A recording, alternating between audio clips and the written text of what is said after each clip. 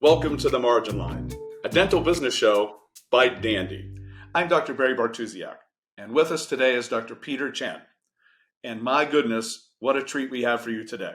He's a dentist. Then he became an orthodontist, and oh, by the way, he got an MBA. So much for us to gain in knowledge today. Dr. Peter Chen, welcome to The Margin Line. Thank you, Barry. Thanks for having me. It's a pleasure to be here, and I got lots of exciting stuff to share with your audience. Great. So let's go backwards a second before we dive into the big nuggets here of knowledge. So, why dental school? Why a dentist? That all started when I was in college. I was a confused college student, didn't really know what I wanted to do. At first, I was pre-law, then I was pre-med, and majored in philosophy in college. So I was all over the place. Then one day, I decided to have a chat with my mom about what I should do with my future career. And like any good mother, she suggested that I shadow her dentist, who drives the nicest cars and has the biggest house, in the neighborhood. So I went to visit, shadowed him for a summer. We really hit it off, and he actually became one of my first mentors. That summer, I decided to apply to dental school, and the rest is history. So you go to dental school, and then was it right away into ortho school? What made you go into ortho? Yeah, so that was more of the clinical aspect. So during third year, we shadowed, went to endo, went to ortho, shadowed in oral surgery, right? Did our rotations through all these specialties, and it was like the engineering component of orthodontics that really piqued my interest. Doing different types of appliances to fix malocclusions and fixing bites really got me interested. So decided to go for orthodontics, and here I am. So the philosophy major in college had this latent engineering aspect that really, so that's kicked it off for you, right? Plus the science with all of the dentistry and some artistry, correct? Uh, yeah, and philosophy. I had a lot of people question my choice of major in college. Friends, parents. If you're going to be a doctor or if you're going to be a lawyer, why are you majoring in philosophy? Right? You should study something more practical. Go major in biology or something. But what philosophy did was it taught me two very critical skills that I think have helped me throughout my career. One is how to think, and the other is how to write. And those two have been immensely helpful, not only through dental school, but also through residency and through my career so far as well. Dentist, orthodontist, MBA. How did that occur? So during dental school, I managed to squeeze in an MBA during nights and weekends, right? As if dental school wasn't stressful enough. I always knew, because thanks again to my mentor, that I knew business was just as critical for dentistry as the clinical aspect is, right? So when I started dental school, during the first week in orientation, the dean of education came in and presented to us, the whole class, a unique opportunity that they were just starting to roll out. It was a combined DDS and MBA dual degree program that we could finish in 4 or maybe 5 years, depending on how we wanted to structure the curriculum. And all we had to do was take the GMAT, apply, and we would get in and tuition would be covered. So I knew right away business, is usually not taught in dental schools, and I knew how important it is. So went ahead and went for the MBA program and got the MBA simultaneously in the 4 years with the dental degree.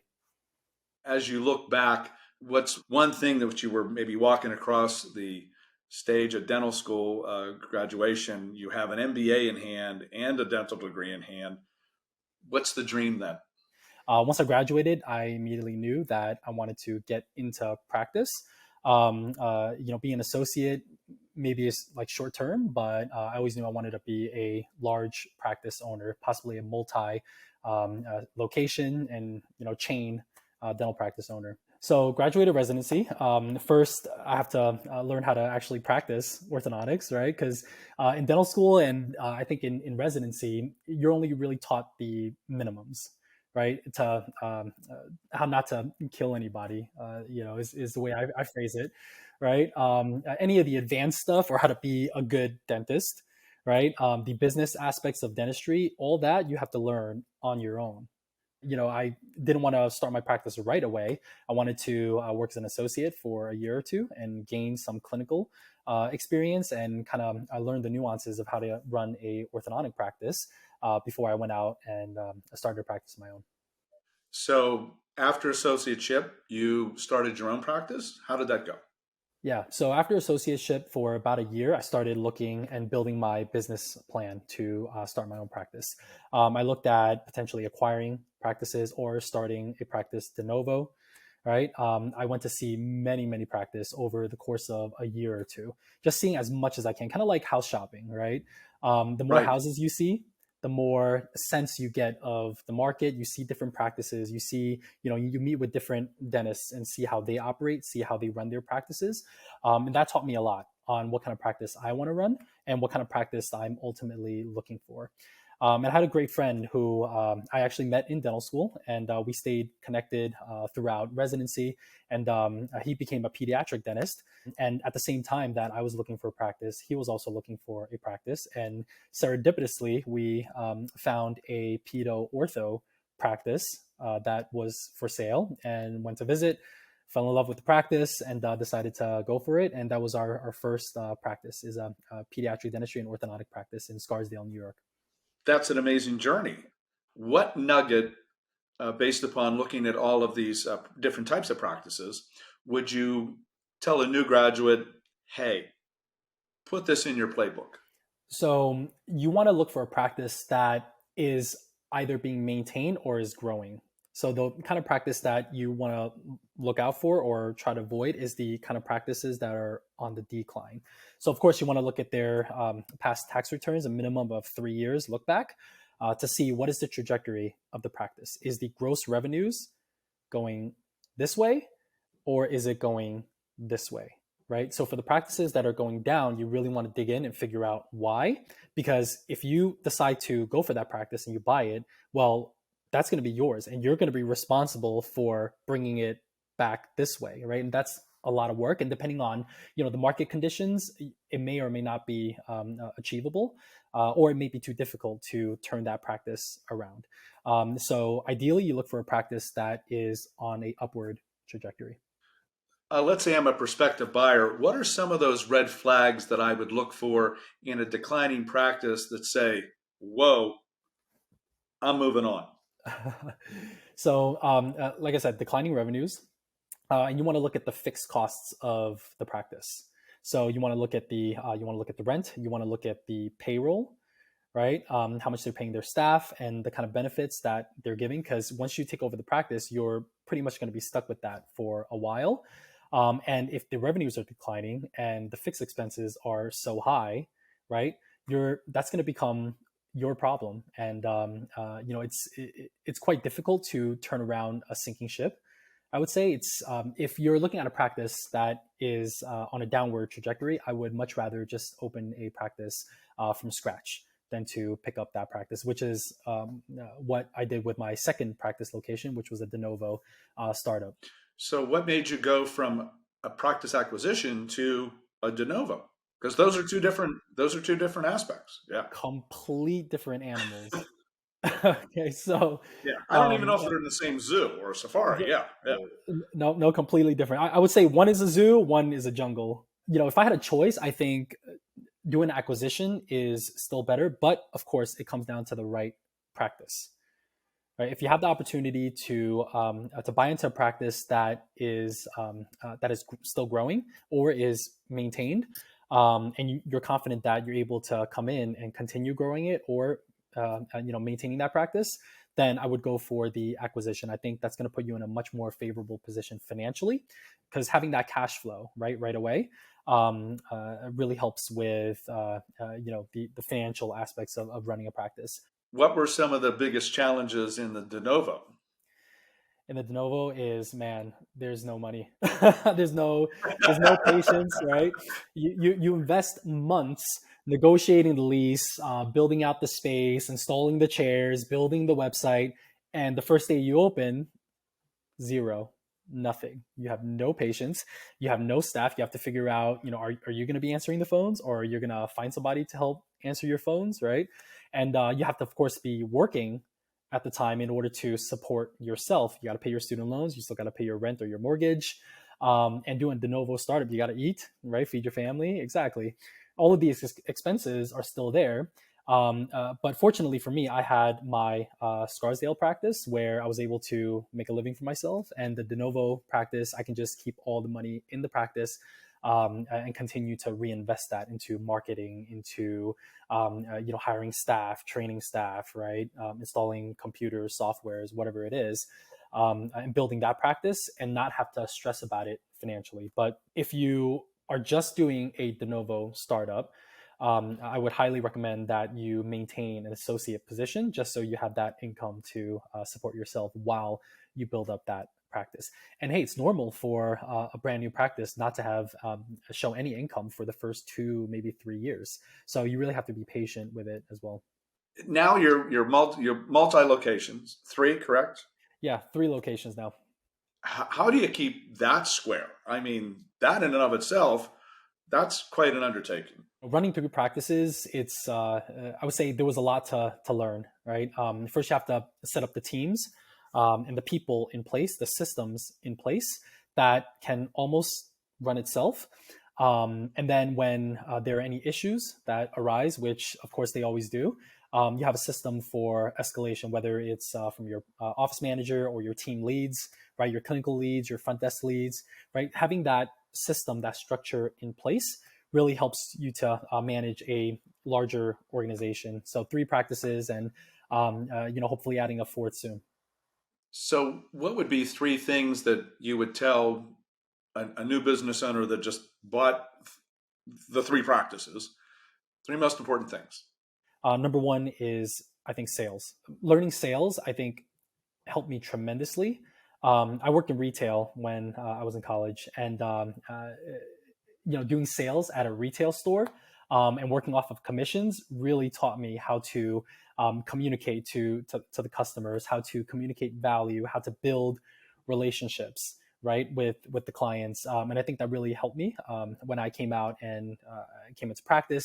I had to start building relationships with my patients. Number two is accounting. I picked up a lot of accounting in business school.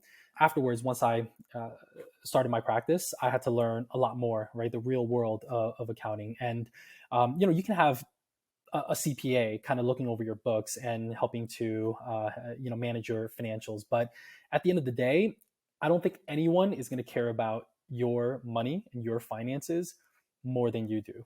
So I would highly recommend that you at least learn the basics. Trust your CPA, but you want to know enough that you can verify. And the third skill, I would say, is really learning how to develop your staff. Because running 3 practices, I have over 35 employees between the 3 practices.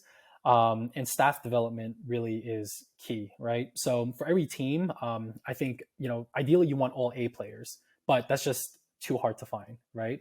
So you need to develop A players, but also have those B players on your team.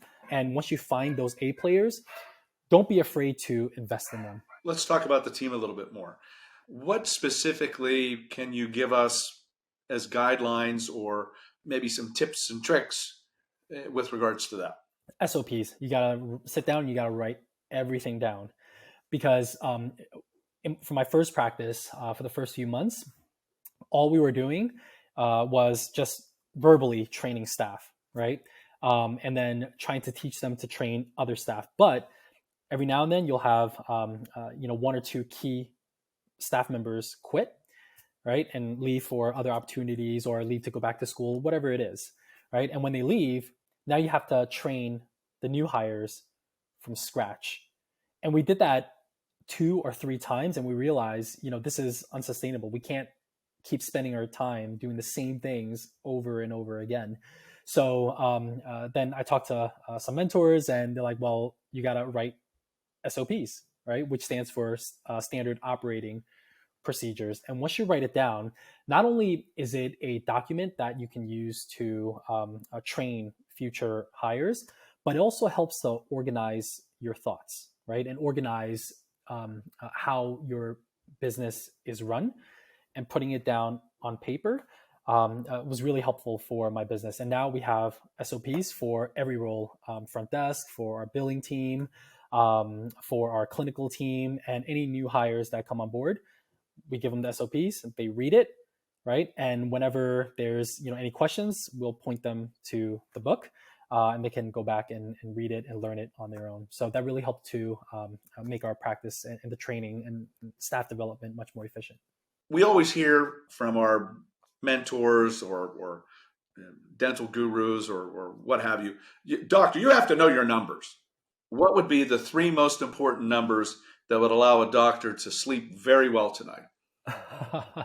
Well, number one is top line, your top line revenue. How much money is coming into your practice, right? So that is first and foremost, I think, the most important, especially for my practice, where I'm really focused on growth, right? I'm not really focused on profitability. I want to focus on growing my practice as quickly and as much as possible. So top line to me is very, very important. Then the second most important number would be the bottom line, which is the net, after all expenses are paid. Okay, so after you pay your staff, after you pay your rent, after you pay, your loan, right, your business loan, how much of it is left over for your income?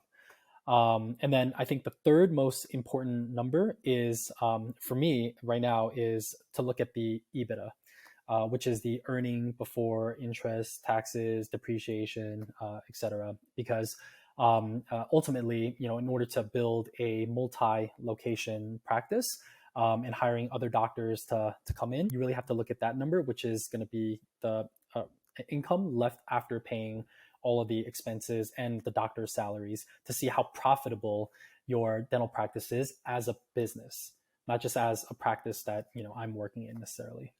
Vast array of successes, as well as your MBA background and dental background.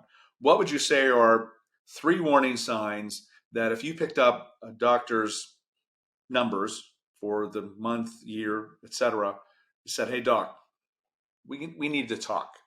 What would those be?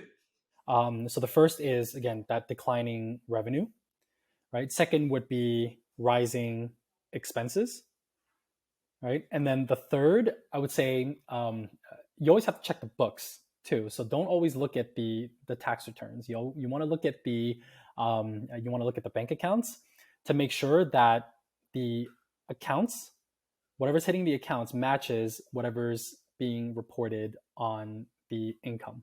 Many doctors don't know what's going on in the front desk, right? So they're concerned about the clinical part of dentistry, which is what they were trained to do, and running the clinical staff. But the front desk, they leave it to an office manager, or they leave it to a front desk, and they entrust them to handle all of the billing, all of the bookkeeping. They'll give them the checkbook, right, to sign, and they have no idea what's going on up there. So it's important to check the bank accounts to make sure that it accurately reflects the tax returns and the practice management reports. Well, we've kind of dug into the business part. Let's kind of segue that into, tell me about the mentorship program that you're doing with Dandy. In residency, I always thought, and even in dental school, in residency, I thought that I was going to come out, I was going to do private practice and be a chairside dentist or orthodontist my whole career, right? And I didn't realize that there was so much outside of clinical dentistry that I could do. And of course, Dandy being one of them. So really excited to be a part of the company, leading and building the Clear Aligners program, in addition to the Aligners Mentorship program that we're currently piloting. So it is a program that we're offering to our customers in order to teach them how to not only do the technical aspects, perform the technical aspects of clear aligners, but also how to run a profitable clear aligners and orthodontic treatment in their practice. So how does one become eligible for this program? Sounds great. So any one of our customers are eligible for the program. All you have to do is message in the chat and let us know that you're interested in the program. And once enrolled, you'll get feedback on your treatment plans, going over the complexities of cases, You'll get access to our knowledge database with lots of recorded content, everything from how to do a consultation for clear aligners to how to do billing, right? How to sell a clear aligners case from A to Z. You'll get access to all of that content. As a general practitioner who does some orthodontics, I'm going in tomorrow. Tell me three things that go, Barry, you should do this case. It's a no-brainer. Even a guy like you could do it. Well, for any doctors who are interested in providing clear aligners to their patients, we always recommend going for the more simple cases, um, uh, focusing on anterior alignment, right, to start. Because what you want to do is you want to build that confidence.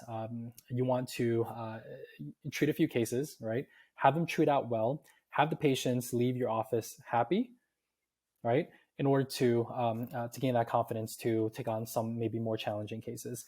The top three things that you want to look for. Well, it's funny you mentioned the number three because at Dandy I developed something called the rule of three, which is a heuristic that allows our doctors to identify simple and predictable cases chairside that they can treat. So generally, you want to keep movements to 3 millimeters or less. So that means a crowding or spacing of 3 millimeters or less, right? And you can easily measure that with a perio probe. Just measure each contact and add it up.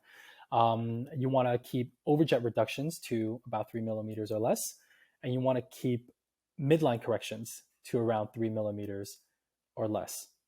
Okay, so if you can keep it within the rule of three, then those types of cases you can treat reasonably within 6 months.